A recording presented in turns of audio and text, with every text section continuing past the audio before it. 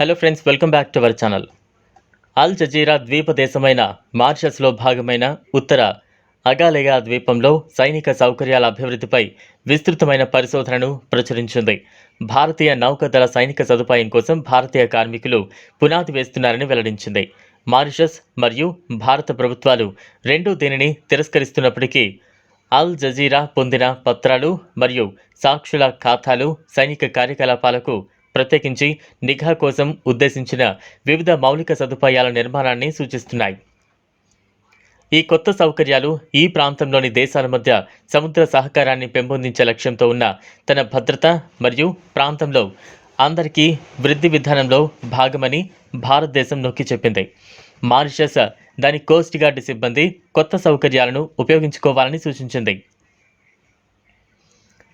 కానీ ఈ మారుమూల ద్వీపంలో ఎయిర్ఫీల్డ్, ఓడరేవు మరియు కమ్యూనికేషన్ హబ్ను అభివృద్ధి చేయడంలో భారతదేశం $250 మిలియన్ పెట్టుబడి పెట్టడం మారిషస్ తన ప్రాదేశిక జలాలను రక్షించే సామర్థ్యాన్ని పెంపొందించడంలో సహాయపడటం లక్ష్యంగా పెట్టుకోలేదని స్పష్టమైంది.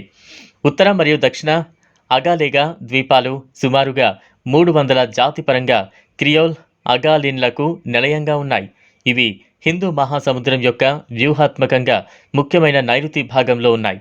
ఈ ప్రాంతం ప్రస్తుతం భారత నావికా దళానికి అంధత్వ ప్రదేశంగా ఉంది మరియు దానిలో సైనిక సౌకర్యాన్ని నిర్మించడం ద్వారా న్యూఢిల్లీ తన సముద్ర డొమైన్ అవగాహనను విస్తరించాలని భావిస్తోంది. అటోల్పై అత్యంత ముఖ్యమైన కొత్త అవస్థాపన 3000 కిలోమీటర్ల రన్వే మరియు విమానాల కోసం గణనీయమైన ఆఫ్రాన్ నిర్మాణంలో లోతైన నీటిలో గణనీయమైన జెట్టి సౌకర్యాలు ఉన్నాయి మరియు సైనిక సిబ్బంది ఉపయోగించగల బ్యారక్లు మరియు పొలాలు వంటివి ఉన్నాయి. భారతదేశానికి చెందిన బోయింగ్ P-8I సముద్ర నిఘా విమానాల నిర్వహణకు మద్దతుగా ఆగాలేగా వద్ద ఉన్న అవుట్ పోస్ట్ ఉపయోగపడుతోంది. బోయింగ్ 737 ప్యాసింజర్ ఎయిర్క్రాఫ్ట్ ఆధారంగా US తయారు చేసిన P-8 అత్యాధునిక సముద్ర గస్తీ విమానం.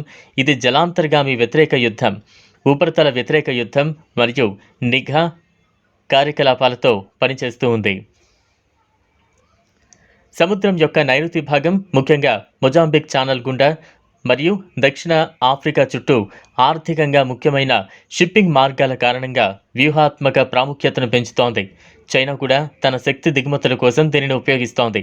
ఈ కోణంలో అగాలెగా వద్ద ఉన్న సౌకర్యాలు భారతదేశం సముద్రంలో ఈ భాగాన్ని ఒక కన్ను వేయడానికి వీలు కల్పిస్తుంది మరియు భారతీయ సముద్ర డొమైన్ అవగాహన నెట్వర్క్లో కీలకమైన స్టేజింగ్ పోస్ట్ను ఏర్పరుస్తోంది.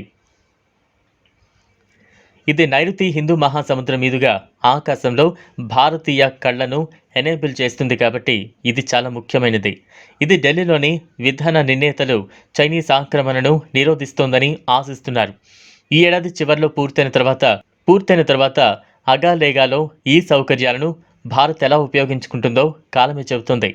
ప్రాజెక్టు ప్రత్యేకతలు ఇప్పటికీ భారతదేశం మరియు మారిషస్ ప్రభుత్వాలచే కఠినంగా నిర్వహించబడుతున్నాయి.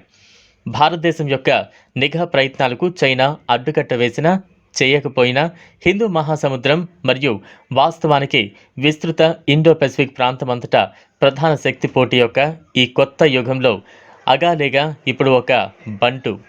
చూసారు కదా, ఇది వాళ్ళ వీడియో. ఈ వీడియో కనుక మీకు నచ్చినట్లయితే లైక్ చేయండి, షేర్ చేయండి, ఛానల్ను సబ్స్క్రైబ్ చేసుకోండి. Thanks for watching.